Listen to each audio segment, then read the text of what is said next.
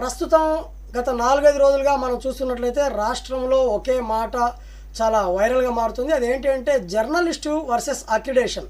అసలు నిజమైన జర్నలిస్ట్ ఎవరు?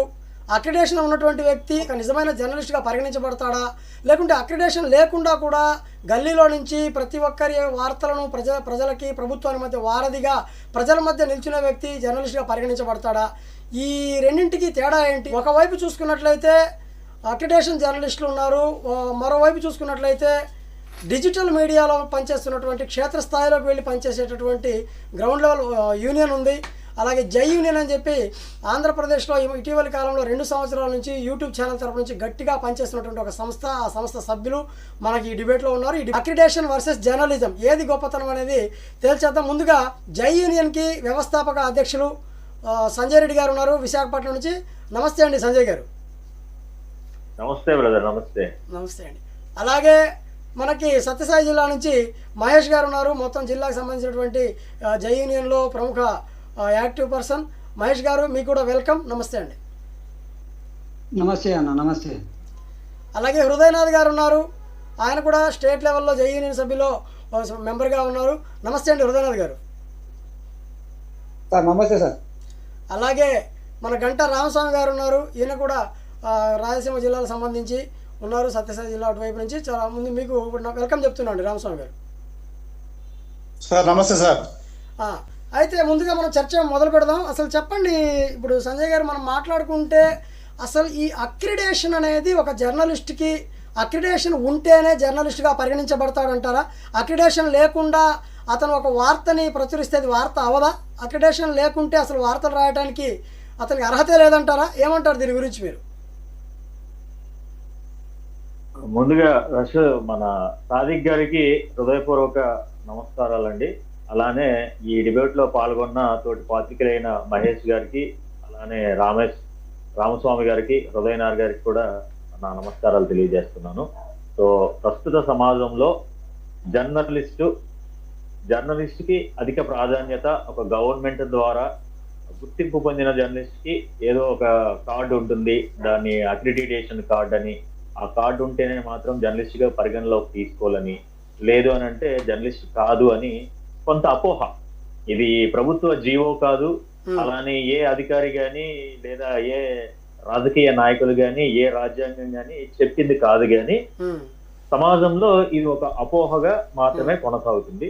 సో నాకు తెలిసినంత వరకు అంటే ఒక journalist association of YouTubers JAY జై అనే ఒక యూనియన్ ని స్టార్ట్ చేసి డిజిటల్ మీడియా జర్నలిస్టులకు కూడా తోటి పాత్రికేయ మిత్రుల వరే అందాల్సిన ప్రతి సంక్షేమం కూడా అందాలి, అదే గౌరవము అదే గుర్తింపు కావాలి అని ఈ 1.5 సంవత్సర కాలంలో సుదీర్ఘ పోరాటం చేస్తున్న జర్నలిస్ట్ అసోసియేషన్ ఆఫ్ యూట్యూబర్స్ వ్యవస్థాపక ప్రధాన కార్యదర్శిగా ఉన్న నేను ఈ రోజు కూడా ఒక యూట్యూబ్ న్యూస్ ఛానల్ ని నడిపిస్తున్నాను, back to back B2B news అనేది. సో ఈ యూనియన్ రూపొందించిన తర్వాత రాష్ట్ర వ్యాప్తంగా నేను ఏ విధంగా ఉంది పరిస్థితి అనే దానిని తెలుసుకోవడం కొరకు ప్రయాణించిన నేపథ్యంలో నేను తెలుసుకున్న అంశాలు, నా అనుభవాన్ని ఈరోజు మీ అందరితో కూడా పంచుకోవాలనుకుంటున్నాను. సో మొదటిగా ప్రస్తుతం అసలు జర్నలిస్ట్ ఎవరో, కొసరు జర్నలిస్ట్ ఎవరో తెలియడం లేదు. ఎవరు పడితే వాళ్ళు జర్నలిస్టులుగా చలామణి అవుతున్నారు, ఏది పడితే అది మాట్లాడుతున్నారు. ఒకరు యూట్యూబ్, ఇంకొకరు ఆ ట్యూబ్ అంటారు. ఎవరిది ఏ ట్యూబో తెలియడం లేదు. మీడియా రంగంలో పెరుగుతున్న ఇలాంటి విపరీత కడధోరణుల వల్ల నిజమైన జర్నలిస్టులకు గౌరవం ఎక్కడ కూడా దక్కడం లేదు. ఈ పరిస్థితి మారాలి, దీనికి ఫుల్ స్టాప్ పడాలి. ఒకానొక సమయంలో ఒక రాష్ట్ర ముఖ్యమంత్రి ఈ విధంగా అన్నారు, జర్నలిస్ట్ కి డెఫినేషన్ ఏందో చెప్పండి, ప్రభుత్వం ఎవరిని జర్నలిస్ట్ గా గుర్తించాలో డిసైడ్ చెయ్యండి, జర్నలిస్ట్ ఎథికల్ లైన్ ఏంది, అతడు ఏ హద్దును దాటకూడదు, ఒకవేళ దాటితే జరిగే పరిస్థితుల పట్ల ఎలా స్పందించాలి, వీటన్నింటిపై ఆలోచన చేసి ఒక పరిష్కార మార్గం చూపించాల్సిన బాధ్యత జర్నలిస్టుల పైన, జర్నలిస్టుల యూనియన్ల పైన, ప్రభుత్వం పైన ఉంది అని హైదరాబాద్ రవీంద్ర భారతిలో JNJ సొసైటీ జర్నలిస్టులకు ఇండ్ల జాగా అందజేత అనే కార్యక్రమంలో ఒక జర్నలిస్టు నేటి తెలంగాణ రాష్ట్ర ముఖ్యమంత్రి అయినటువంటి రేవంత్ రెడ్డి గారు స్వయాన పలికిన పలుకులు అన్నమాట ఇవి. నిజమైన నిఖార్సైన జర్నలిస్ట్ ఎవరో తేల్చాలంటూ సాక్షాత్ ముఖ్యమంత్రే ఈ చర్చకు లేవనెత్తడం మంచి పరిణామంగా మనం చెప్పుకోవచ్చు. ఏది జర్నలిజం, ఎవరు జర్నలిస్ట్, జర్నలిజం భాష ఏంటి, జర్నలిస్ట్ బాధ్యత ఏంటి, వృత్తి అర్హతలేంటి అనే ప్రశ్నలను జర్నలిస్ట్ లోకం కూడా వాటికి సమాధానాలు వెతకాల్సిన సందర్భం, సమయం కూడా సాక్షాత్తు ఇదే జర్నలిజం. అంటే ఇప్పుడు ఇవన్నీ సంజయ్ గారు మరి కాదు, ఇప్పుడు ఇవన్నీ అక్రిడేషన్ ఉన్నటువంటి వాళ్ళలోనే ఉన్నాయంటారా? అక్రిడేషన్ ఉంటేనే ఇవన్నీ ఉన్నాయంటారా? అనుకోకూడదు. ఎట్టి పరిస్థితుల్లో అక్రిడేషన్ కి మరియు జర్నలిజానికి మనం ముడి అనేది పెట్టకూడదు. అసలు జర్నలిస్ట్ కి అక్రిడేషన్ కి సంబంధం ఏంటి? అక్రిడేషన్ ఉంటేనే జర్నలిస్ట్ అంటే అక్రిడేషన్ కేవలం ఒక గుర్తింపు కాదు. అక్రిడేషన్ అనేది ప్రభుత్వం లేదా ఒక సంస్థ ఇచ్చే ఒక పాలనాపరమైన గుర్తింపు పత్రం మాత్రమే. వాస్తవానికి వార్తలు సేకరించి, ప్రచురించి లేదా ప్రసారం చేసే ప్రతి ఒక్కరూ జర్నలిస్టే. అక్రిడేషన్ ఉన్నా లేకపోయినా రాజ్యాంగం కల్పించిన హక్కుతో ఎవరైనా జర్నలిజం చేయవచ్చు. అక్రిడేషన్ కి జర్నలిజానికి మధ్య తేడాలను మనం గమనించినట్లయితే పత్రికలు గాని, టీవీలు గాని, డిజిటల్ మీడియాలో పనిచేస్తూ నిరంతరం వార్తలు సేకరించేవారు, సమాచారాన్ని ప్రజల్లోకి తీసుకువెళ్లేవారు అందరూ జర్నలిస్టులే. మరి అలాంటప్పుడు అక్రిడేషనే అక్రిడేషన్ ప్రామాణికంగా తీసుకోవడం ఎంతవరకు కరెక్ట్ అంటారు? ఆ ప్రభుత్వ కార్యక్రమాలు, అసెంబ్లీ, సచివాలయము, కోర్టులు, ఇతర అధికారిక ప్రదేశాల్లోకి సులభంగా ప్రవేశించడానికి, అధికారిక సౌకర్యాలు పొందడానికి మాత్రమే అక్రిడేషన్ ఉపయోగపడుతుంది. ఇది ఒక గుర్తింపు మాత్రమే కానీ వ్యక్తి నైతికతకు లేదా పాత్రికేయ ప్రతిభకు ప్రామాణికం ఎప్పుడూ కాదు.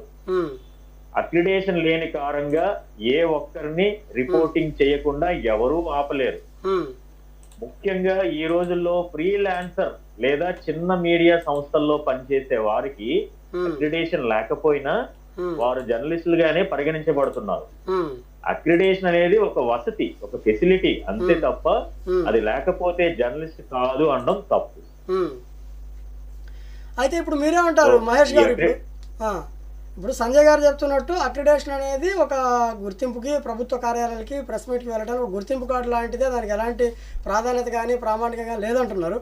కానీ మనం ఇటీవల కాలంలో చూసుకున్నట్లయితే కొన్ని చోట్ల, అంటే అన్ని చోట్లని కాదు, చాలామందికి అక్రిడేషన్ ఉన్న వాళ్ళని కొంచెం లైన్ వేరు చేస్తున్నారు అన్నట్లుగా అని కొంతమంది అంటూ ఉన్నారు. మరి ఇలాంటి క్రమంలో దేశంలోనే మనం చూసుకున్నట్లయితే చాలామంది సీనియర్ రిపోర్టర్లు అందరూ కూడా అక్రిడేషన్ కార్డులలో ఇమడలేక వాళ్ళు సొంతంగా ఒక మీడియా ఛానల్ పెట్టుకొని ఒక డిజిటల్ మీడియాలోకి ఎంటర్ అయ్యారు. మరి ఇది మనం ఏ విధంగా చూడొచ్చు అంటారు?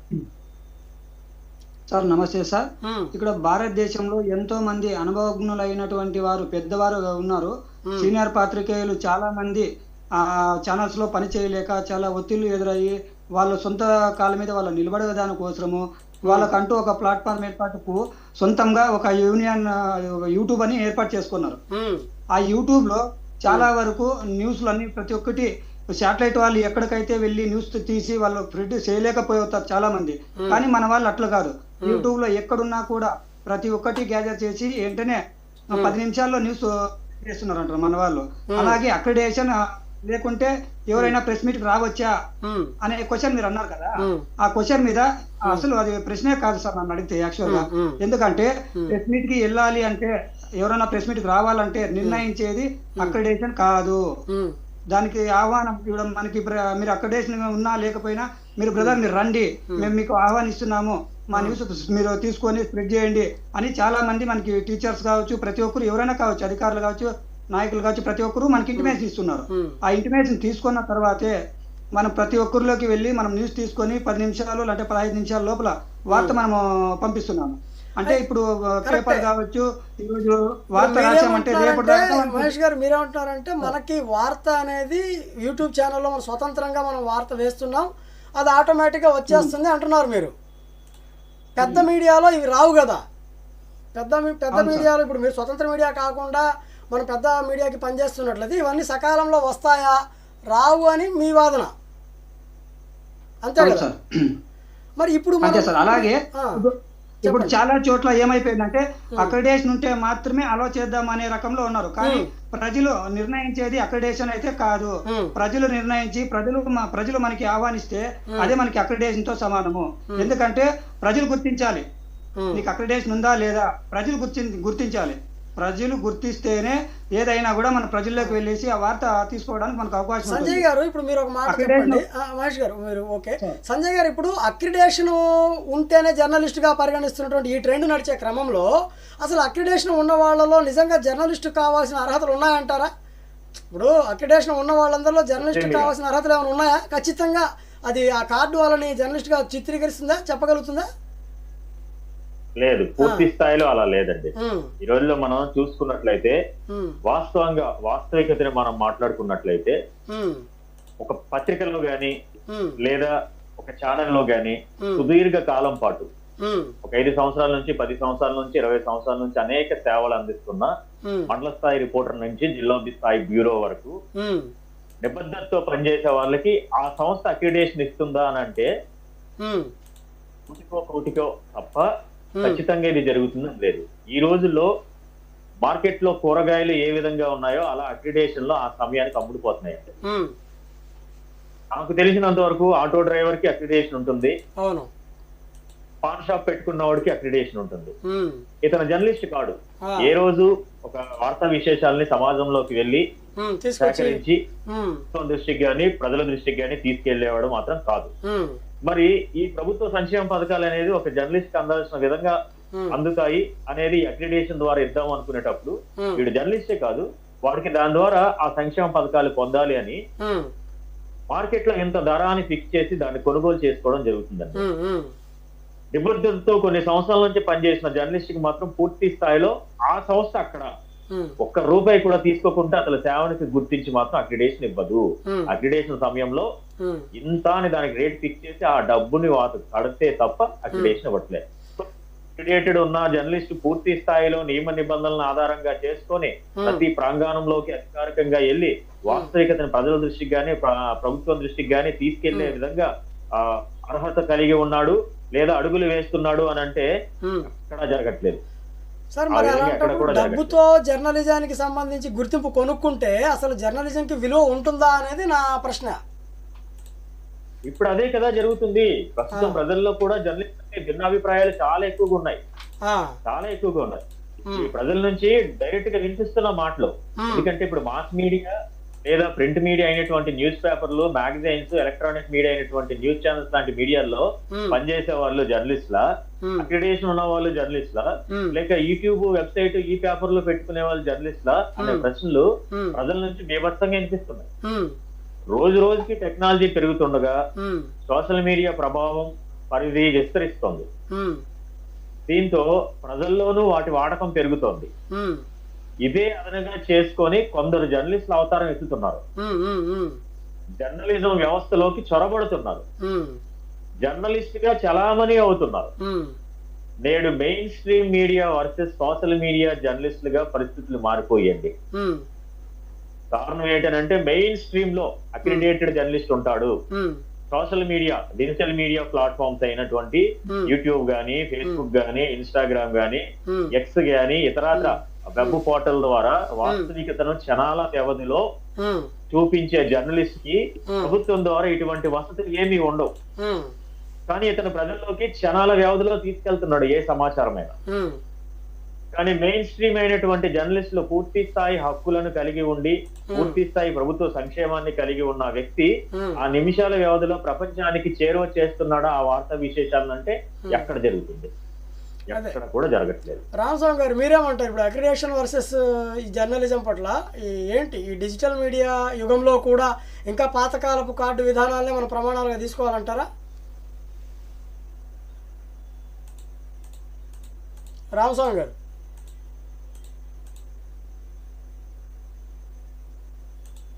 రామస్వామి గారు చెప్పండి మహేష్ గారు, మీరేమంటారు? ఇప్పుడు ఫైనల్గా మనం ఏం చేద్దాం? ఇప్పుడు జర్నలిజం అని హృదయనాథ్ గారు కూడా ఉన్నారు. హృదయనాథ్ గారు మీరు చెప్పండి, జర్నలిజంకి సంబంధించి ప్రామాణికత నిజంలో నుంచి వస్తుందా? ప్రజలు ఇస్తే దాన్ని మనం గుర్తించుకోవాలి, అదే గుర్తింపుగా భావించాలా, లేకపోతే ప్రభుత్వాలు ఇచ్చేటటువంటి ఒక కార్డుని చూసి మనం జర్నలిస్ట్గా గుర్తించాలంటారా? ప్రజాస్వామ్యంలో జర్నలిజం అనేది ఒక పిల్లర్, అది అందరికీ తెలిసిన విషయం. అది ఎవరో ఇచ్చిన ప్రభుత్వాలు ఇచ్చే దయ కాదు, ప్రభుత్వాలు ఇచ్చేటటువంటి ఒక పథకం కాదు, అది ప్రజాస్వామ్యం ఇచ్చినటువంటి హక్కు. సో ఇలాంటి హక్కుని ప్రభుత్వాలు ఏదో దయతలిచి ఇతన్ని మేము గుర్తిస్తున్నాము జర్నలిజం అని చెప్పి ఒక నియంత్రణ చేపట్టడం అనేది ఇది స్వాతంత్ర్యానికి, వాక్ స్వాతంత్ర్యానికి భంగం కలిగించిన విషయంగానే చాలామంది చెప్తూ ఉన్నారు. ఇప్పుడు వంగి రాసే వార్తలు నచ్చకే కదా చాలామంది పెద్ద రిపోర్టర్లందరూ కూడా సొంతగా మీడియా సంస్థ స్థాపించారు. ఇప్పుడు ఒక సంస్థ ఇచ్చేటటువంటి అక్రిడేషన్ కార్డు తీసుకొని వాళ్ళ దగ్గర జాయిన్ అయితే నిజాయితీ ఎక్కడ ఉంది? అక్రిడేషన్ కార్డు పోతుందేమోననే భయంతో నిజమైన వార్త రాయలేరు. వార్తలు యాజమాన్యానికి ఇష్ట ప్రకారం రాయాలి. మరి అలాంటప్పుడు నిజమైన వార్తలు ప్రజల్లోకి ఎలా వస్తాయి? రావు కదా. మరి అలాంటి సందర్భంలోనే ఇప్పుడు ప్రజలందరూ కూడా పెద్ద దేశంలోనే మీరు చూస్తే పెద్ద వాళ్ళందరూ కూడా వచ్చామని చెప్పి డిజిటల్ మీడియాలోకి వచ్చామని చెప్తా ఉన్నారు. సో ఫైనల్గా ఈ డిబేట్ ద్వారా మనకు తెలిసింది ఏంటంటే సంజయ్ గారు చెప్పండి సార్. ఇప్పుడు ఏమంటే ఈ జర్నలిజం అనేది ఒక నాయకులకు, ప్రభుత్వాలకు పొగట్టడానికి మాత్రం ఉండదు. ఈ అక్రిడేషన్ ఎవరైతే తీసుకుంటారో ఆ అక్రిడేషన్ తీసుకున్నటువంటి వాళ్ళు నాయకులను పొగడాల్సిందే, ప్రభుత్వాన్ని పొగడాల్సిందే. ఒకవేళ పొగడకపోతే అక్రిడేషన్ రద్దు చేస్తారు. కాబట్టి మనకు ఈ డిజిటల్ మీడియా ఏం చేస్తుందంటే, అవునవును, అందుకే ఈ డిజిటల్ ఈ యూట్యూబర్స్ అంటారు కదా, ఈ డిజిటల్ మీడియా ఏం చేస్తుందంటే ఎవరిని లెక్క చేయదు, నేరుగా ఎక్కడికి పోవాలనో అదే. ఇందులో మొట్టమొదటి